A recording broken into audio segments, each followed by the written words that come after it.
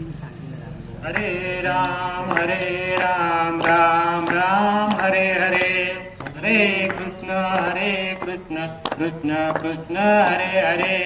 तुम्ही म्हणायचं माझं. हरे राम राम राम हरे हरे, हरे कृष्ण कृष्ण कृष्ण हरे हरे. हरे राम राम राम हरे हरे, हरे कृष्ण कृष्ण कृष्ण हरे हरे. हरे राम राम राम हरे हरे, हरे कृष्ण कृष्ण कृष्ण हरे हरे. हरे राम राम हरे हरे, हरे कृष्ण कृष्ण कृष्ण हरे हरे. हरे राम राम राम हरे हरे, हरे कृष्ण कृष्ण कृष्ण हरे हरे. बोला पुंडलिकावरद हरी विठ्ठल श्री ज्ञानदेव तुकाराम पंढरीनाथ भगवान की जय. माऊली ज्ञानेश्वर महाराज की जय. जगद्गुरु संत तुकाराम महाराज की जय. सब संतान की जय. अलंकापुरी पुण्यभूमी पवित्र, तिथे नांदतो ज्ञान राजा सुपात्र. तया ठविता महापुण्य राशी, नमस्कार माझा सद्गुरु श्री ज्ञानेश्वरासी. तीर्थराज देवो ही भूमी पवित्र, तिथे नांदतो श्री संत तुकया सुपात्र. तया ठविता महापुण्य राशी, साष्टांग नमस्कार श्री तुकयासी. नमो सद्गुरु तुकया ज्ञानदीपा, नमो सद्गुरु सच्चिदानंद रूपा. नमो सद्गुरु भक्त कल्याण मूर्ती, नमो सद्गुरु भास्करा पूर्ण कीर्ती. बोला पुंडलिकावरद हरी विठ्ठल श्री ज्ञानदेव तुकाराम पंढरीनाथ भगवान की जय. माऊली ज्ञानेश्वर महाराज की जय. आज या चिखली गावामध्ये भैरवनाथ भजनी मंडळाच्या वतीनं अखंड हरिनाम सप्ताहाचं आयोजन करण्यात आलं. आणि या सप्ताहामध्ये आजचा हा दुसरा दिवस, सोमवार दिनांक 29/4/2024. आणि या सप्ताहामध्ये मला प्रवचन करण्याची संधी आपल्या भजनी मंडळाच्या वतीनं आपले अजित बाबर सर यांच्याकडून मला ही भजनी मंडळाच्या वतीनं प्रवचनाची संधी मिळाली. त्याबद्दल मी आपल्या भजनी मंडळाचं आणि अजित सरांचं मनापासून धन्यवाद व्यक्त करतो, आभार मानतो. आणि आजच्या या प्रवचन रूपी सेवेला सुरुवात करत असताना आपण सर्वांना सांगू इच्छितो की आज आपण प्रवचनामध्ये तुकाराम महाराजांचा गाथा आणि त्या गाथेमध्ये 2353 क्रमांकाचा अभंग आपण प्रवचनासाठी निवडलेला आहे. तुकोबराय गाथेच्या या अभंगामध्ये सांगत असताना अभंग असा आहे की नाम संकीर्तन साधन पै सोपे, जळतील पापे जन्मांतरीची. आपण भजनी मंडळातील सर्व वारकरी मंडळी, भजनी मंडळी जेव्हा आपण हरिपाठ घेतो त्याच्यामध्ये जे हरिपाठामध्ये जे काही कडवे आहेत त्यातलाच हा अभंग आहे. नाम संकीर्तन साधन पै सोपे, जळतील पापे जन्मांतरीची. न लगती सायास जावे वनांतरा, सुखे येतो घरा नारायण. आईची बैसोनी करा एकचित्त अवघ्या अनंत आळवावा. रामकृष्ण हरी विठ्ठल केशवा मंत्र हा जपावा सर्व काळ. यावी ना आणिक आस्था साधन, वाहतसे आन विठोबाची. तुका म्हणे सोपे आहे सर्वाहुनी शहाणा तो धनी घेतो येते. अशा पद्धतीनं तुकोबरायांच्या गाथेतील हा अभंग मी प्रवचन रूपी सेवेसाठी इथं निवडलेला आहे. आणि या अभंगाच्या माध्यमातून तुकोबराय जे काय आपल्याला सांगतात ते मी तुमच्या समोर मांडण्याचा या प्रवचन रूपी सेवेसाठी प्रयत्न करणार आहे. या अभंगाचं विश्लेषण करत असताना आपल्याला काय करावं लागेल, तुकोबरायांनी ज्या काळामध्ये ही गाथा लिहिली त्या काळामध्ये कशा पद्धतीचं सामाजिक वातावरण होतं हे आपण जाणून घेणं या ठिकाणी पर्याप्त ठरेल. तुकोबरायांच्या काळामध्ये, तुकोबरायांचा काळ कधीचा होता, शिवरायांच्या बरोबरीचा होता. ही भूमी छत्रपती शिवरायांच्या पदस्पर्शाने पावन झालेली भूमी आहे. त्या काळामध्ये मुस्लिम राजवटी सगळीकडं सत्ता मुस्लिम राजवटींची होती. आणि त्या काळामध्ये आपले इथले पराक्रमी सरदार होते, पराक्रमी वतनदार जी काही माणसं होती ती दुसऱ्याची चाकरी करण्यामध्ये धन्यता मानणारी लोक तिथं होती.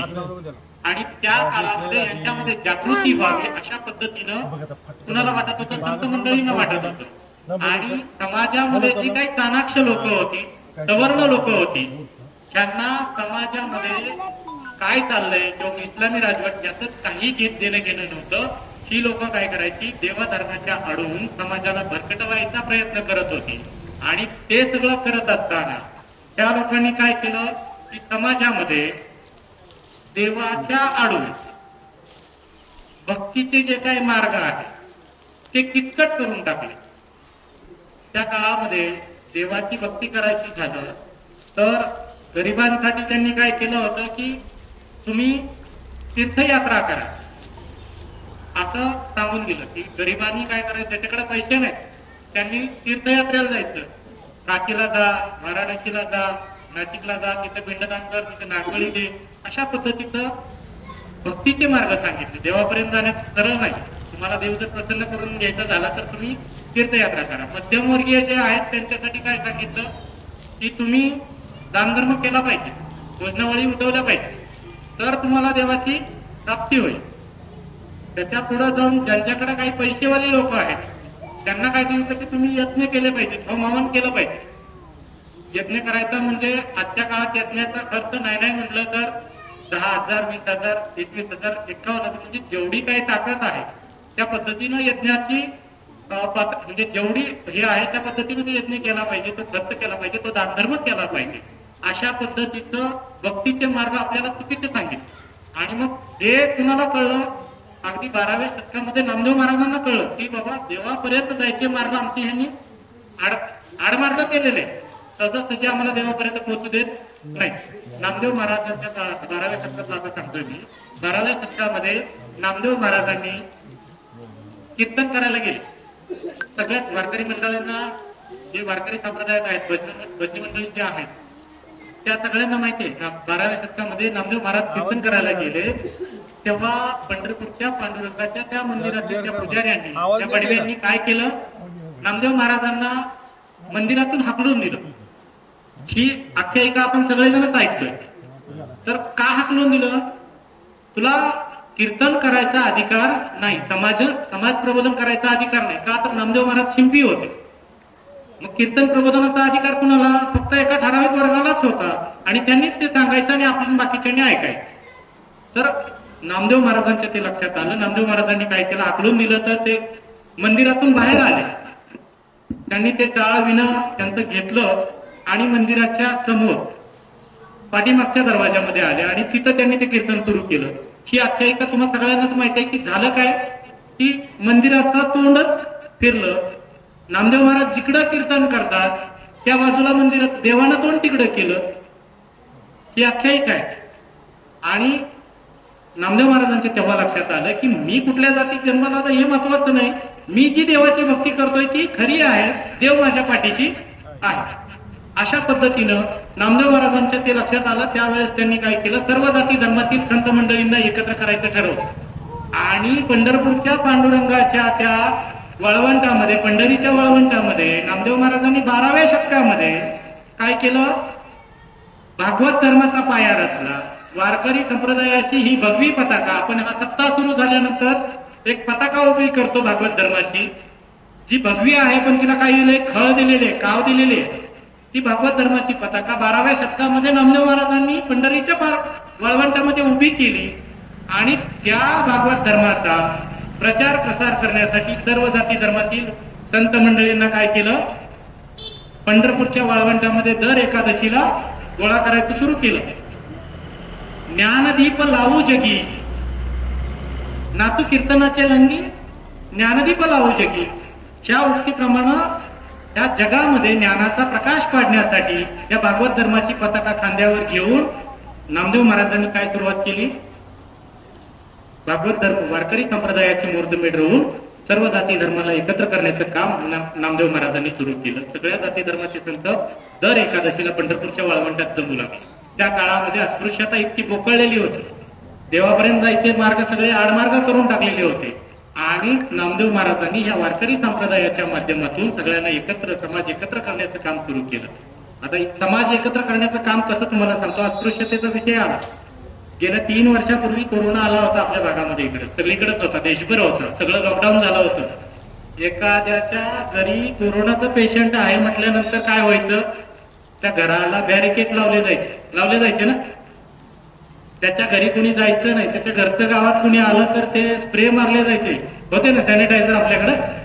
आणि मग अशा पद्धतीनं ती अस्पृश्यता ही आपण कोरोनानं आपल्याला दाखवली. तशी अस्पृश्यता 12व्या शतकामध्ये होते, तुकोबरायांच्या काळामध्ये होती. नवे तर इंग्रज भारतामध्ये आले तेव्हा सुद्धा अस्पृश्यता भारतामध्ये होती. आणि ती अस्पृश्यता नष्ट करण्याचं काम त्या संत मंडळींनी सगळ्यात पहिल्यांदा हाती घेतलं. त्यांनी काय केलं, पंढरपूरची वारी सुरू केली. पंढरपूरच्या वारीमध्ये पंढरीचे लोक नाही अभिमान पाया पडती जन एकमेका. आषाढीला आपण जातो, इथूनही दिंड्या जात असतील, बरेचसे वारकरी आषाढीला जातात, पंढरपूरला आमच्या तिकडे येतात.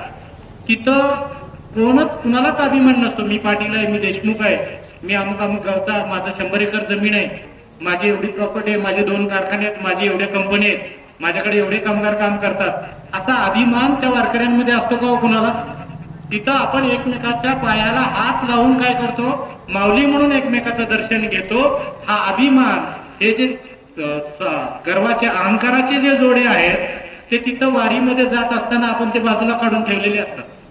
तर ही समता प्रस्थापित करण्याचं काम नामदेव महाराजांपासून तुकोबरायापर्यंत, नामदेवे रचिला पायात तुका झालासे कळस, ही जी संत मंडळी आहे त्यांनी समतेचं बीज या वारकरी संप्रदायाच्या माध्यमातून या समाजामध्ये रुजवण्याचं काम केलं. तुकोबराय काय सांगत होते, मी जो प्रवचनाला अभंग निवडलाय त्या अभंगाच्या अनुषंगाने मी पार्श्वभूमी त्या समाजाची इथं आपल्यासमोर मांडत होतो. तुकोबरायांनी त्या गाथेच्या माध्यमातून, या अभंगाच्या माध्यमातून आपल्याला भक्तीचा एक मार्ग सांगितला आहे. तो मार्ग कोणता आहे, नाम संकीर्तन साधन पै सोपे, जळतील पापे जन्मांतरीची. आता ही त्या अभंगातली ही पहिली ओवी तुम्हाला सांगत असताना त्याच्या अगोदर अजून थोडंसं पाठीमागे जातो, त्याची पार्श्वभूमी मी सांगतो. त्या लोकांनी काय केलं की तुमचं पाप जर नष्ट करायचं असेल तर आम्ही सांगतो ते तुम्ही मार्ग अवलंबले पाहिजे, आम्ही सांगतो ते तुम्ही केलं पाहिजे. मग काय केलं पाहिजे, नागबळी केला पाहिजे, पिंडदान केलं पाहिजे, तुमच्या पाठीमागची 7.5, असे बरेचसे मार्ग त्यांनी सांगितले. आणि स्वतःच्या जातीचं हित कशा पद्धतीनं साधता येईल. मग या सगळ्या घटना हे सगळे करत असताना तुम्हाला काशीला पाठवलं, तुम्ही काशीला गेल्यानंतर रिकामं येत आहे का, गंगा जल घेऊन येत आहे. आणि त्याचं पूजन करायचं म्हटलं तर ठराविक वर्गातल्या ठराविक माणसालाच बोलवावं लागतंय आणि त्याला दान दक्षिणा द्यावी लागते की नाही. आणि मग हे जे भक्तीचे आडमार्ग आहे, हे आडमार्ग कमी करण्यासाठी या संत मंडळींनी आपल्याला मार्ग दाखवले. मग भक्तीचे कोणते मार्ग दिले, एकच मार्ग दिलाय भक्तीचा. तो कोणता दिलाय, नाम साधना, नामस्मरण करा. कुणाचं नामस्मरण करायचं आहे, त्या पंढरपूरच्या पांडुरंगाचं, त्या विठ्ठलाचं नामस्मरण करायचं आहे. काय नामस्मरण मध्ये कसं काय करायचं, तुमचं पाप नष्ट करायचं असेल तर हे सांगतायत का, एकीकडे ही सवर्ण लोक आपल्याला सांगतायत की तुम्ही यज्ञयाग करा, तीर्थयात्रा करा, तीर्थाटन करा, भजनावळी उठवा, आम्हाला दान दक्षिणा मिळाली पाहिजे, अशा पद्धतीचे ते मार्ग सांगतायत, तर तुमचं पाप नष्ट होईल असं सांगतायत. एक तर ही आपली संत मंडळी काय सांगते, माऊलींनी एक ठिकाणी सांगितलं, रामकृष्ण उच्चार अनंत राशी तप, पापाचे कळप पळतील. अहो तुम्ही नुसतं रामकृष्ण हरी म्हणाल तरी तुमचे पापाचे कळप काय असतील, पुढे पळतील, पळून जातील. ही चाणाक्ष मंडळी आहे इकडे दुसऱ्या बाजूला. एक बाजूला संत मंडळी सांगतायत तुम्ही रामकृष्ण हरी म्हटलं तरी तुमचे पापाचे कळप काय होतील, पुढे पळतील. इकडे सवर्ण मंडळी आहेत, जी पूजापाठ करतात, आपल्याकडनं दान दक्षिणा उचलतात, ती मंडळी काय सांगतात, अहो फक्त पापाचे तुमचे कळपच पुढे पळाले, पण तुमचं पाप काय खूप आहे, फक्त पळून गेले, संपलं नाही. तर पुढं काय सांगताय, हरी हरी, माऊलीच पुढच्या एका अभंगामध्ये सांगतात आपल्याला, हरी हरी हरी उच्चारणे अनंत राशी तप, हरी उच्चारणे अनंत पाप राशी, जातीला लयाशी क्षण मात्रे, तृण अग्नी मिळे समरस झाले तैसे नामे केले जपतात. माऊली आपल्याला सांगतायत अगदी वाळलेलं गवत तृण अग्नी मिळे समरस झाले, म्हणजे वाळलेलं गवत अग्नीमध्ये जसं समरस होऊन जातं तसं हरीचं नाव घेतलं तरी काय होईल, तुमचं पाप जळून जाईल. अशा पद्धतीनं नामाचा महिमा माऊली इथं सांगतायत. पहिल्यांदा काय सांगितलं की तुमचं पाप रामकृष्ण हरी म्हटलं तरी पळून जाईल म्हणून सांगितलं. तर हे लोक काय म्हणाले की नुसतं पळून गेले, संपलं नाही. तर इथं माऊली सांगतायत हरी उच्चाराने अनंत राशी तप पापाची कळप पळती पुढे. त्याच्या पुढे जाऊन सांगतात हरी उच्चाराने अनंत राशी तप अनंत पापराशी जातीला लय अशी क्षण मात्रे. म्हणजे हरीचा उच्चार जरी केला तरी पापाच्या राशी काय होतील, जळून जातील. हे म्हणले पापाच्या राशी जळून जातील, फक्त जळल्या तेही चालू ह्याच्यातल्या जळल्या. पाठीमागच्या जन्माचं पाप तुमचं तसंच आहे. अजून तुमचं पाप फक्त थोडंसं नाहीये, तुमचं पाप ढिगभर आहे, फक्त एक राशी जळाली. तर या ठिकाणी सेना महाराज काय म्हणतायत, घेता नाम विठोबाचे पर्वत जळतील पापाचे. म्हणजे सेना महाराजांनी सांगितलं की विठोबाचं नाव तुम्ही घेतलं तर काय होईल, पर्वता एवढं सुद्धा पाप तुमचं जळून जाईल, असं सेना महाराज सांगतायत. हे त्याच्या पुढचे चाणाक्ष लोक आहेत. हे काय म्हणाले, फक्त चालू जन्मातलं पर्वता एवढं पाप तुमचं जळालंय, पाठीमागच्या जन्माचं पाप तुमचं काय आहे तसंच राहिले. तर तुकोबरा या गाथेमध्ये सांगतायत, नाम संकीर्तन साधन पै सोपे जळतील पापे जन्मांतरी. मी आता या अभंगासाठी निवडलेल्या पहिल्या ओवीच्या पहिल्या चरणावरती मी आलोय की तुकोबरा यांनी काय सांगितलं, नाम संकीर्तन साधन पै सोपे. त्या नाम साधने एवढं साधन, भक्तीचं साधन, देवापर्यंत पोचण्याचं साधन दुसरं कोणतंही नाही. आणि नुसतं नामसंकीर्तन तुम्ही केलं. आता हे हरिनाम अखंड हरिनाम सप्ताह सुरू आहे, हे नामसंकीर्तनच आहे. तुम्ही 7 दिवस जे करताय ते नामसंकीर्तन आहे. याचा फायदा तुमच्या गावाला होणार आहे, तुमच्या मंडळाला होणार आहे. म्हणजे वैयक्तिक जे जे करतायत त्यांना त्यांच्या आयुष्यामध्ये त्याचा आनंद मिळणार आहे. तो भक्तीचा मार्ग तुम्हाला देवापर्यंत घेऊन जाणार आहे.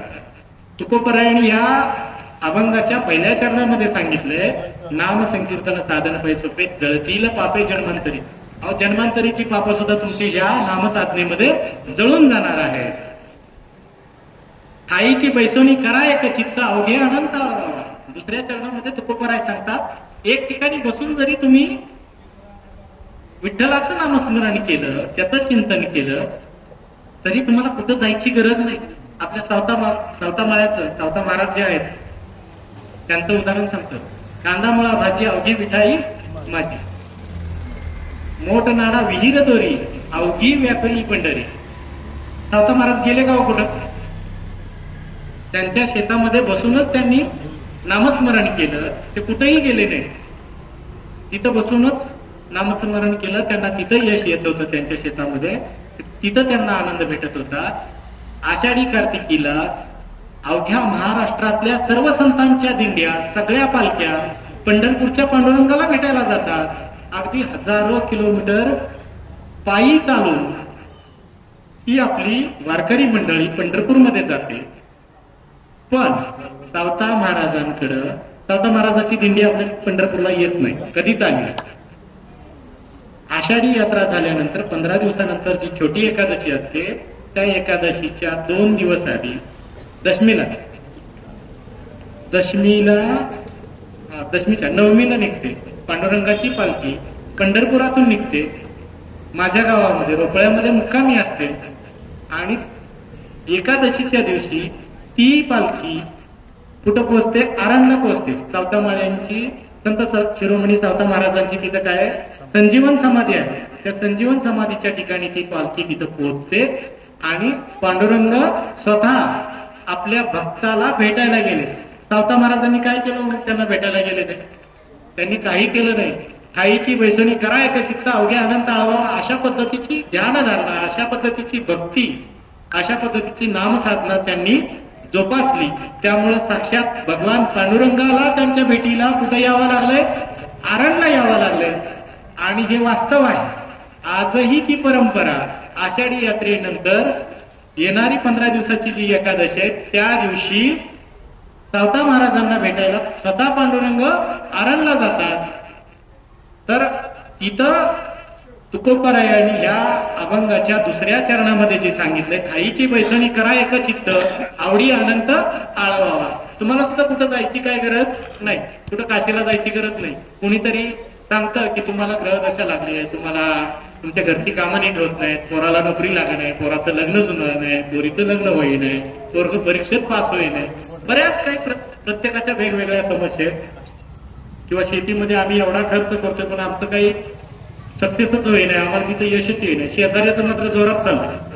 आपण आपल्याला यश येई नाही म्हणून दुःखी नाही, त्याचं जोरात चाललंय म्हणून आपण परेशान. तर अशा पद्धतीच्या बऱ्याचशा अडचणी येतात. मग आपण जातो कुठं? पंचांगवाल्याकडे. आणि पंचांगवाला काय करतो?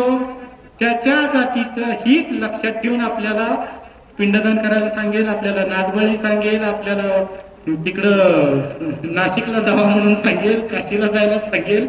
आणि हे लोक सांगतात, आपणही होय होय काका म्हणून ऐकतो, डोळे टाकून ते म्हणतात तसं करतो, तिथं जातो, आपलं गाव सांगतो. त्यांना घरी बसून तिथनं कमिशन यांच्या खात्यावर पडतं हे आपल्याला कुणालाच माहित नाही. संतांनी आपल्याला ते करायला सांगितलं नाही. संतांनी काय सांगितलंय? ठाईची बैसोनी करा एक चित्त अवघे अनंत.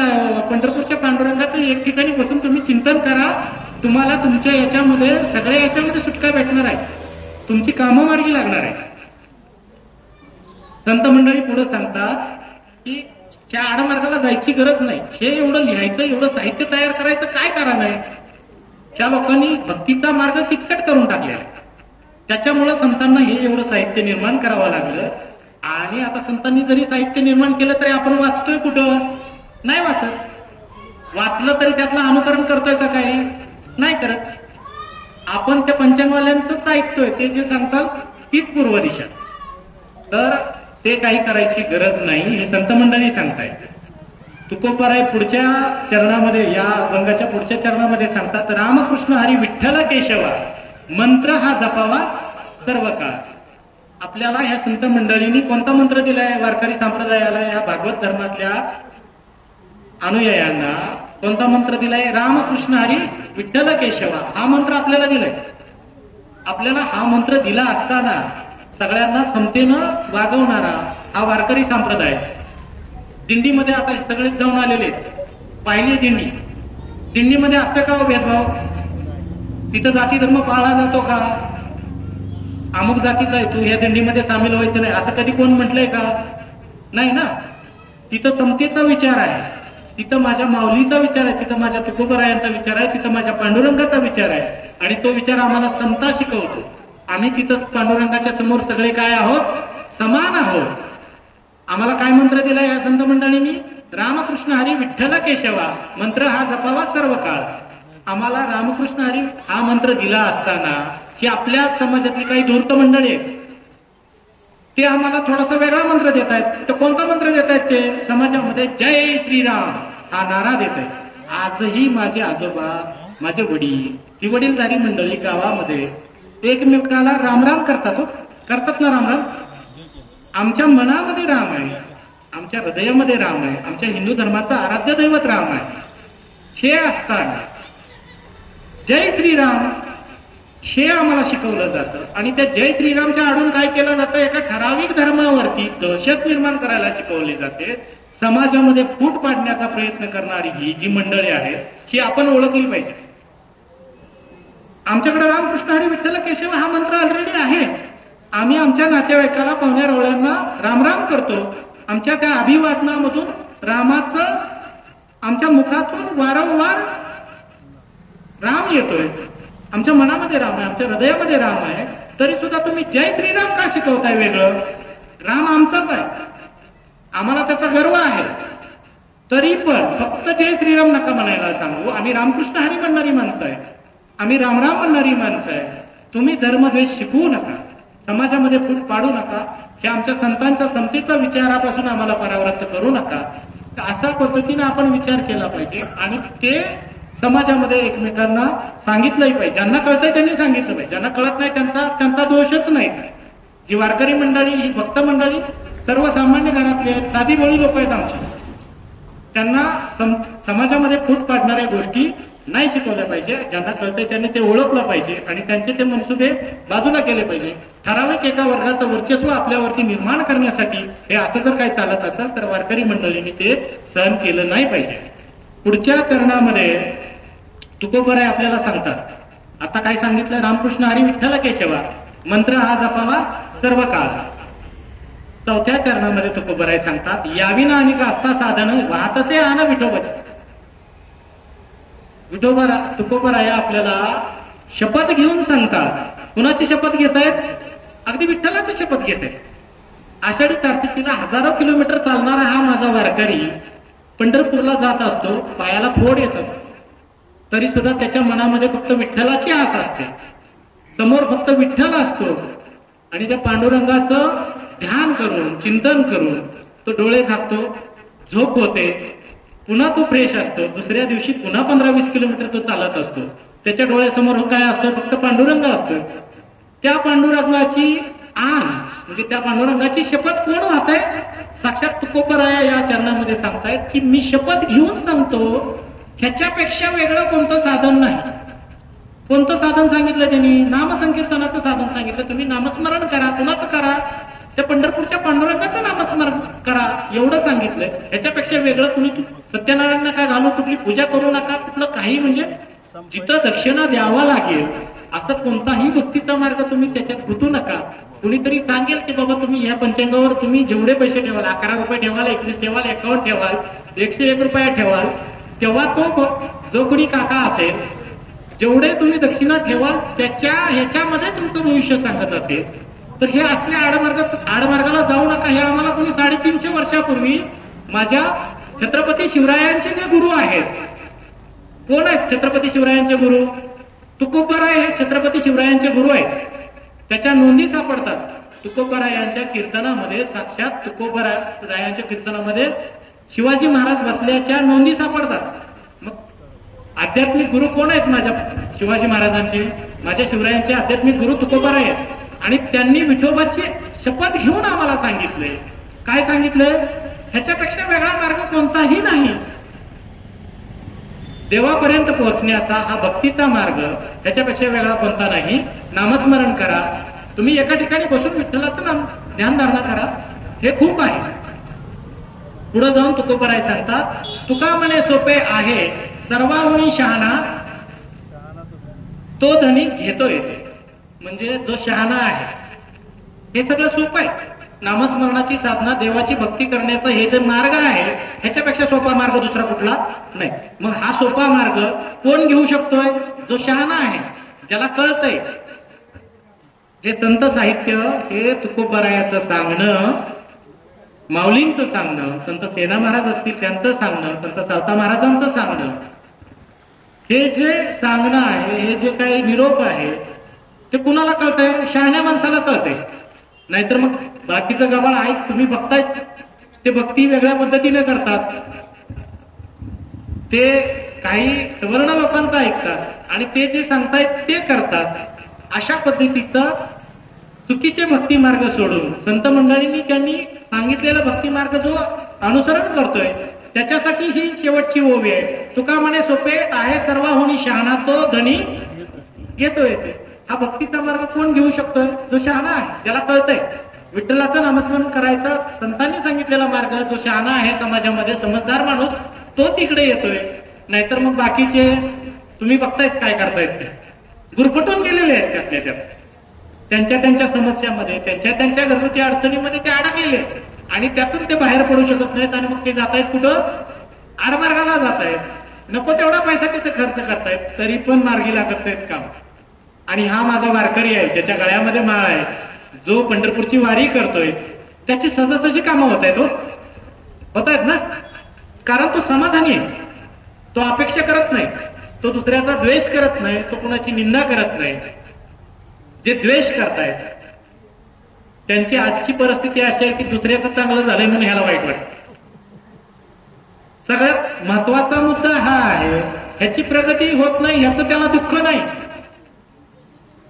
त्याला दुःख कशाचं आहे? शेजाऱ्याचं नाही चांगलं चाललं, त्याचं कसं बंद पडलं, शेची काळजी आहे. अरे तुझं बघ ना बाबा, तुझं काय चाललंय, तू बघ ना, तुझ्या घरचं, तुझा मुलगा पास होत नाही परीक्षेत, तू त्याच्या अभ्यासावर लक्ष दे, त्याला चांगली ट्युशन लाव, तू त्याचा अभ्यास घे. तुझ्या मुलीचं लग्न जमत नाही, तू बघ ना, तू स्वतः बघ ना. पाहुणे रावळे तू बघितले पाहिजे, त्यांच्यासमोर तू मागा लागला पाहिजे, त्यांच्यासमोर विनम्रतेनं पेश आला पाहिजे. तू म्हणणार मी वाकणारच नाही, अरे तू वाकणार नाही तर कसं सोयरे तुझ्या घरी येतील? तुझ्या मुलाला स्थळ आली, तू म्हणतोय की नाही बाबा ते असली नाही करायची आम्हाला, 1-2 स्थळं माघारी गेली, पाहुणारावळा कटाळा, पुन्हा कोण आणणार आहे तुमच्या घरी स्थळ? तिथं विनम्रतेनंच गेलं पाहिजे. माझ्या वारकऱ्यांच्या अंगामध्ये विनम्रता आहे. पंढरीचे लोक नाही अभिमान, पाया पडती जन एकमेका. आम्ही सगळ्यांना काय करतोय? हात जोडतोय. आम्हाला अभिमानच नाही, का तर आम्ही विष्णुदास आहे, पंढरपूरच्या पांडुरंगाचे पायक आहोत. आमची कामं सहजासहजी मार्गी लागतात. आमचं ह्याचं कारणच हित आहे की आम्ही विनम्र आहोत. आम्हाला संतांनी समतेचा मार्ग दिलाय, आम्ही सगळ्यांना समान धरतोय. आमच्याकडे गर्व नाही, आमच्याकडे अहंकार नाही, त्यामुळे आमची कामं मार्गी लागतात. तुम्ही तुमचं आत्मपरीक्षण केलं पाहिजे. का तुमची कामं मार्ग लागणार? तुमचं दुःखात असण्याचं कारणच हे आहे की तुम्ही दुसऱ्याची ईर्ष्या करताय, तुम्ही दुसऱ्याचा द्वेष करताय. ते तुम्ही काय केलं पाहिजे? पहिल्यांदा काढून टाकलं पाहिजे. तो तुमचा दुर्गुण आहे, तो तुम्ही सोडला पाहिजे, तो तुम्ही त्यागला पाहिजे. तेव्हा कुठंतरी त्यातून तुमच्या संकटांमधून मार्ग निघतील. त्याची कंपनी चांगली चालली आहे म्हणून तुम्हाला दुःख वाटायचं काय कारण नाही. तुम्ही तशा पद्धतीने प्रयत्न करा, तुम्ही कंपनी सुरू करा, तुम्ही उद्योगधंदे करा, त्याच्यामध्ये काय होईल? तुम्हालाही यश येईल. पण तुमचं काय? तुम्ही दुसऱ्याचा द्वेष करण्यामध्ये तुमचा वेळ वाया घालवताय, त्याच्यामुळे तुमची प्रगती नाही. कसं तुम्हाला देव पावणार आहे?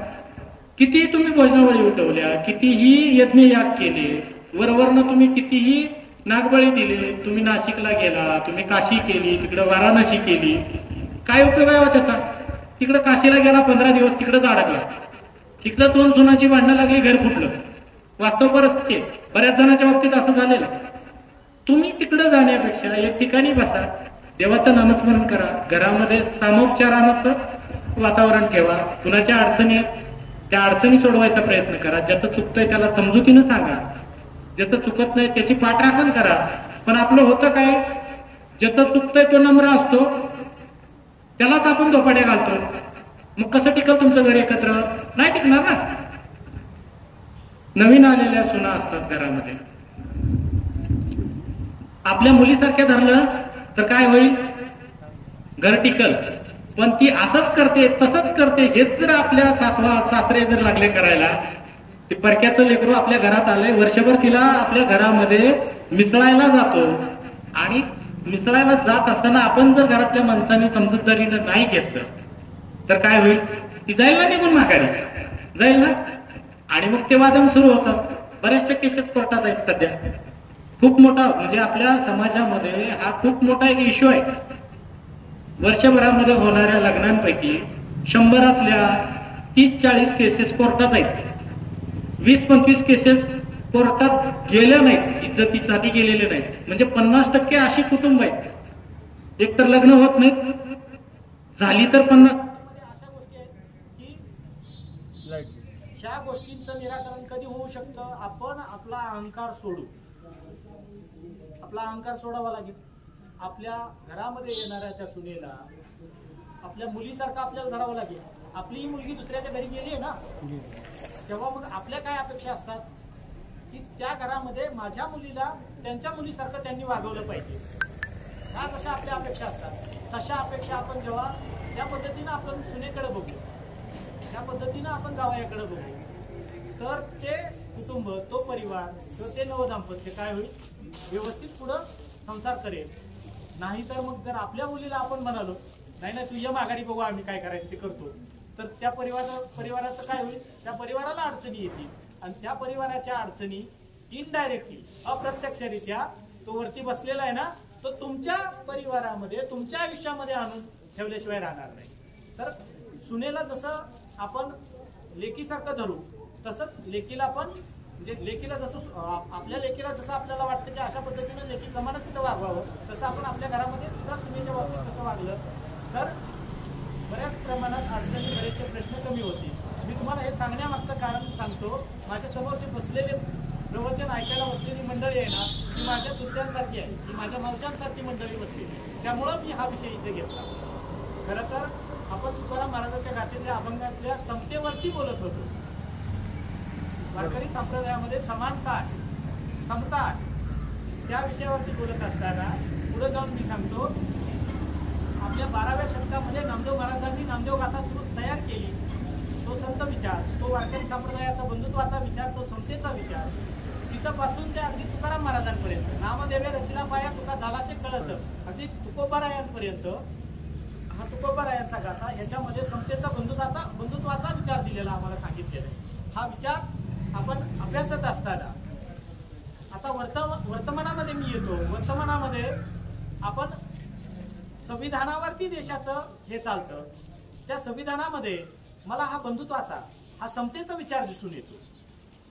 संविधानामध्ये जी प्रस्तावना आहे त्याच्यामध्ये आम्हाला सांगितलं, आम्ही भारताचे लोक, भारताचे एक सार्वभौम समाजवादी धर्मनिरपेक्ष. इथं काय सांगितलं, धर्मनिरपेक्ष मध्ये म्हणजे आम्ही वेगवेगळ्या जरी धर्माचं असलं तरी काय आहे, समान आहे भारत देशामध्ये. धर्मनिरपेक्ष लोकशाही गणराज्य घडविण्याचा व त्याच्या सर्व नागरिकांना सामाजिक, आर्थिक, राजनैतिक न्याय, विचार, अभिव्यक्ती, विश्वास, श्रद्धा व उपासना, आपण जी देवाची भक्ती करतोय ते उपासना यांचे स्वातंत्र्य. आता ह्या वर्तमानामध्ये 1950 पासून हे उपासना करण्याचं स्वातंत्र्य आपल्याला कुणी दिलंय? या संविधानानं आपल्याला ते स्वातंत्र्य दिलंय. म्हणजे हा संतांचा आतापर्यंत मी सांगितलेला विचार कशात आलेला आहे? संत साहित्य हे संविधानामध्ये आपल्याला दिसायला लागलं. दर्जाची व संधीची समानता निश्चितपणे प्राप्त करून देण्याचा आणि त्या सर्वांमध्ये व्यक्तीची प्रतिष्ठा व राष्ट्राची एकता, एकात्मता याचे आश्वासन देणारी बंधुता प्रवर्धित करण्याचा संकल्पपूर्वक निर्धार करून आमच्या संविधान सभेत आज दिनांक 26 नोव्हेंबर 1949 रोजी हे संविधान अंगीकृत व अधिनियमित करून स्वतः अर्पण करत आहोत. अशा पद्धतीची प्रतिज्ञा संसदेमध्ये 1949 ला आपल्या भारताच्या सगळ्या जेवढे काही इथून खासदार निवडून गेले होते संविधान सभेमध्ये, त्यांनी ही प्रतिज्ञा घेऊन काय केलं, ते संविधान भारत देशामध्ये लागू केलं. आणि त्या संविधानामध्ये माझा हा संत विचार आलेला. संविधानामध्ये संत साहित्यातलं काय काय आले? बंधुता आले, उपासनेचं स्वातंत्र्य आलं. आपण जी वेगवेगळ्या धर्माची, वेगवेगळ्या देवदेवतांची भक्ती करतो त्याचं स्वातंत्र्य कोणी दिलंय आपल्याला? आता संविधानानं दिले. आणि त्या संविधानामध्ये हे संत साहित्याचे विचार प्रवर्धित झालेले आपल्याला इथं दिसत आहे. आपल्याला स्वातंत्र्य अजून कशाचं दिलंय? अभिव्यक्ती स्वातंत्र्य दिले. आज जे काही मी तुमच्या समोर बोलतोय हे अभिव्यक्ती स्वातंत्र्यातूनच बोलतोय. या संविधानामध्ये, या राज्यघटनेमध्ये कलम 19 मध्ये अभिव्यक्ती स्वातंत्र्य लिहिलेलं आहे. त्या अभिव्यक्ती स्वातंत्र्यामध्ये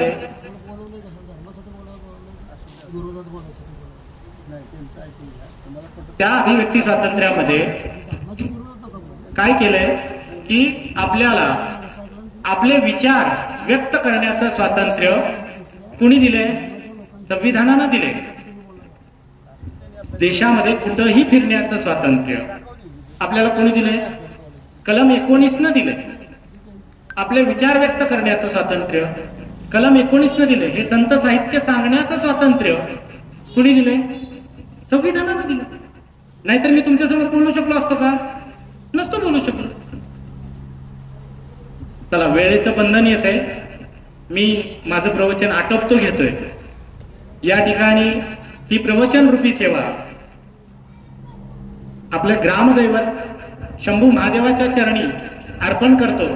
आणि या ठिकाणी हे प्रवचन रूपी सेवा अर्पण करीत असताना फोडिले भांडार धन्याचा हा माल, हे ज्ञानरूपी भांडार कुणाचा आहे? पंढरपूरच्या पांडुरंगाचा आहे. हे संत साहित्याचं हे जे भांडार आहे हे फोडिले भांडार धन्याचा तो माल, मी तव हमाल भारव आहे. मी कोण आहे? हमाल. हे संत साहित्य तुमच्यापर्यंत पोहोचवण्याचं काम एक हमाल, मी हमाल. हे संत साहित्य तुमच्यापर्यंत पोहोचत. ह्या भांडाराचा मालक पंढरपूरच्या पांडुरंग. तो पंढरपूरच्या वाळवंटामध्ये विटेवरती उभा आहे, कटेवरती हात ठेवून. त्या भांडारातलं हे संत साहित्य, हे ज्ञान तुमच्यापर्यंत पोहोचवण्याचं या हमालानं काम केलंय. ही प्रवचन रूपी सेवा करत असताना जर काय चुकलं असेल, कुणाच्या भावना दुखावल्या गेल्या असतील, तर मी या ठिकाणी मी सगळ्यांची माफी मागतो, क्षमा मागतो. आणि आपला एक छोटा भाऊ, आपला बंधू, आपल्यातलाच एक सखा सोबती असं समजून या ठिकाणी मला माफ करावं अशी मी विनंती करतो. मला कुणाच्या भावना दुखवायचा काही अधिकार नव्हता, तरीही चुकून दुखावल्या गेल्या असतील तर माफी असावी असं बोलतो. आणि या ठिकाणी ही प्रवचन रूपी सेवा ग्रामदैवत शंभू महादेवाच्या चरणी अर्पण करतो आणि थांबतो. बोला पुंडलिका वरदे हरी विठ्ठल श्री ज्ञानदेव तुकाराम पंढरीनाथ भगवान की जय. माऊली ज्ञानेश्वर महाराज की जय. जगद्गुरु संत तुकाराम महाराज की जय.